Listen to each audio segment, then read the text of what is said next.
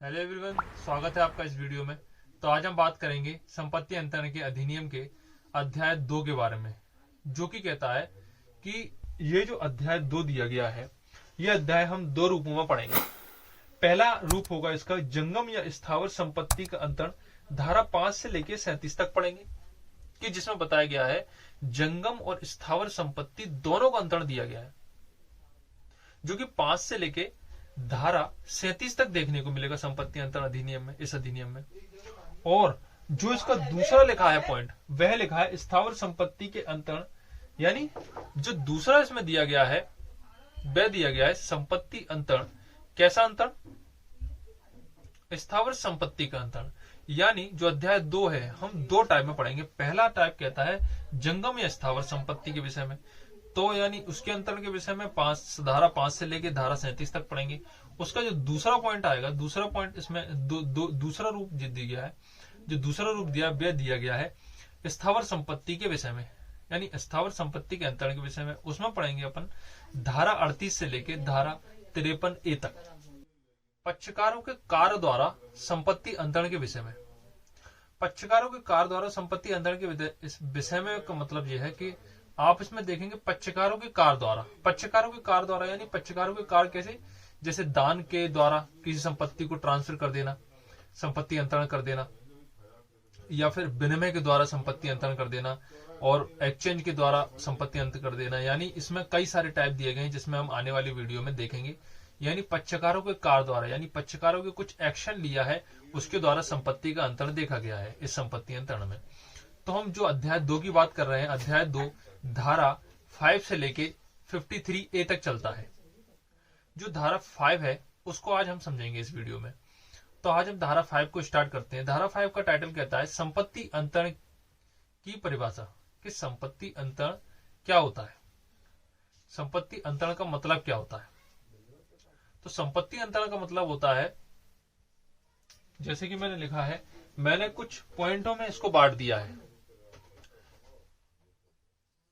जिसमें से आप देखेंगे कि इसकी जो आवश्यक तत्व है ये आपको अगर याद हो जाते हैं तो वेरी इंपोर्टेंट हो जाता है आपको प्री और मेंस के इंपोर्टेंट पॉइंट से, क्योंकि पॉइंट ऑफ व्यू से, क्योंकि जो प्री और मेंस में पूछा जाता है डायरेक्ट आवश्यक तत्व से ही क्वेश्चन आता है कि संपत्ति अंतरण जो होता है, क्या व्यक्ति स्वयं को अपनी संपत्ति अंतरण कर सकता है, और जीवित व्यक्ति, जब हम बात कर रहे हैं इसमें जीवित व्यक्ति का उल्लेख किया गया है, तो जीवित व्यक्ति का मतलब क्या है, जीवित व्यक्ति के अंतर्गत क्या क्या आता है, तो इस धारा में इंक्लूड किया गया है, उस पर हम बात करेंगे। तो आप बैट को उठा लें और बैट लैंग्वेज में देखें, जिससे हम आगे आपको समझाएं।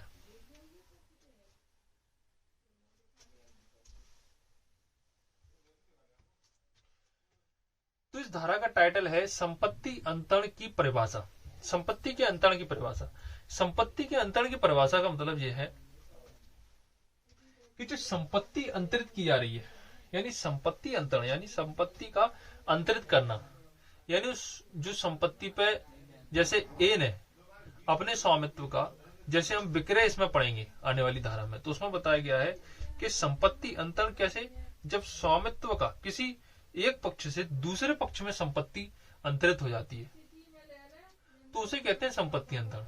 संपत्ति अंतरण के बारे में इसमें बताया गया है इस धारा में कि संपत्ति से ऐसा कार्य अभिप्रेत है, यानी संपत्ति अंतरण एक कार्य है, तो संपत्ति का अंतरण एक ऐसा कार्य अभिप्रेत है, संपत्ति का अंतरण एक ऐसा कार्य अभिप्रेत है जिसके द्वारा एक या अधिक अन्य जीवित व्यक्तियों को, जिसके द्वारा यानी ऐसा कार्य अभिप्रेत है जिसके द्वारा एक या अधिक अन्य जीवित व्यक्तियों को, यानी जो संपत्ति अंतरित की जाएगी वह जीवित व्यक्तियों को की जाएगी, यानी जो जिनका अस्तित्व है, जो जीवित व्यक्ति है उनको की जाती है। अब जीवित व्यक्ति के अंदर मनुष्य ही नहीं बल्कि कुछ ऐसी जीवित संस्थाएं भी इसमें शामिल है, तो उसको भी हम समझेंगे इस धारा में कि जीवित व्यक्ति के अंतर्गत क्या आता है।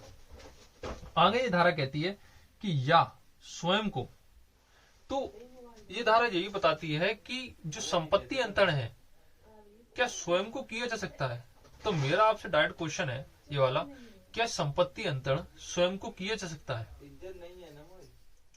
तो एक संशोधन देखा गया है इसमें 1929 का, और एक इसमें केस है नारायण भाई वर्सेस सुलेमान 1975 का केस। इस मामले में बताया गया कि संपत्ति अंतरण किया जा सकता है, यानी संपत्ति अंतरण व्यक्ति अपने स्वयं को भी न्यास के रूप में नियुक्त करके कर सकता है। किसी संपत्ति पर अपने स्वयं को वह न्यास के रूप में उस संपत्ति पर नियुक्त कर लेता है, तो उस संपत्ति को माना जाएगा कि उसने स्वयं को संपत्ति को अंतरित कर दिया है। यानी न्यास, अपने आप को संपत्ति पर न्यास के रूप में नियुक्त करके संपत्ति स्वयं को अंतरित की जा सकती है। यह बताया गया था इस मामले में नारायण भाई वर्सेस सुलेमान भाई 1975 के मामले में। उसके बाद जब आगे आते हैं हम, इसमें लिखा है कि अथवा स्वयं और एक या अधिक अन्य जीवित व्यक्तियों को,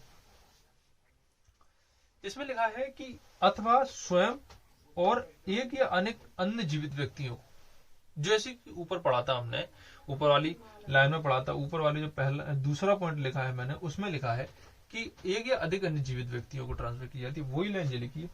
उसके बाद लिखा है कि वर्तमान या भविष्य में संपत्ति हस्तांतरित करता है।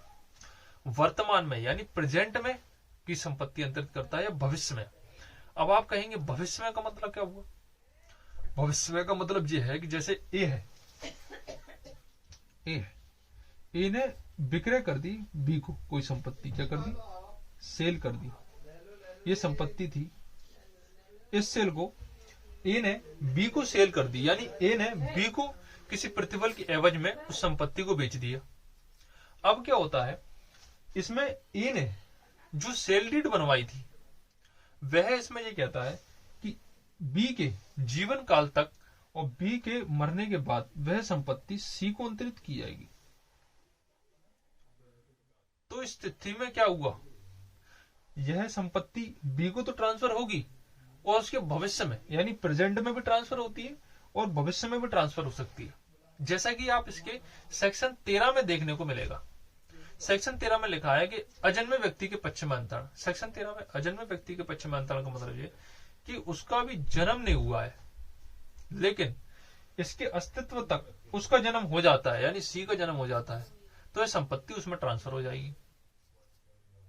ठीक है, फिर इसमें और भी धाराएं हम देखने को मिलेंगी आगे, लेकिन हम यहीं तक रहेंगे कि वर्तमान में और भविष्य में संपत्ति हस्तांतरित करता है। भविष्य में और भविष्य में, वर्तमान में और भविष्य में, वर्तमान या भविष्य में संपत्ति हस्तांतरित करता है। ऐसे कार्य को संपत्ति अंतरण कहा गया इस धारा में। उसके बाद लिखा है कि इस धारा में जीवित व्यक्ति के अंतर्गत, यानी जीवित व्यक्ति के अंतर्गत क्या क्या आएगा, तो जीवित व्यक्ति के अंतर्गत आप अंडरलाइन करें ब्रैकेट में कि कंपनी या संगम या व्यक्तियों का निकाय, चाहे वह निगमित हो या ना हो।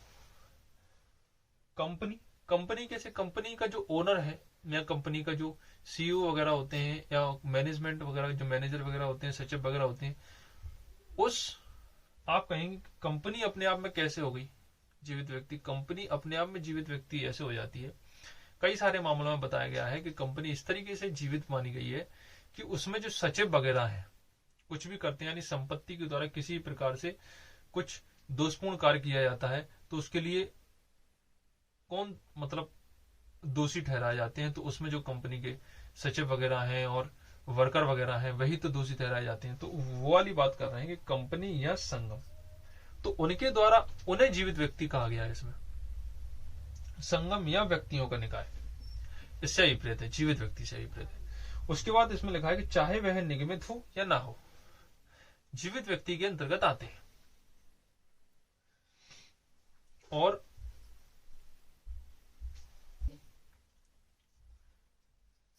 तो ये थी धारा सेक्शन 5 जो कि आपको समझ में आ गई होगी। किसी भी जुडिशरी एग्जाम के लिए पॉइंट ऑफ व्यू से बहुत इंपोर्टेंट है। तो इसी तरह अगर आप मेरी वीडियो को देखना चाहते हैं तो मेरे चैनल को सब्सक्राइब कर लें और बेल आइकन को क्लिक कर लें, जिससे आने वाली वीडियो की जानकारी आपको मिल जाए।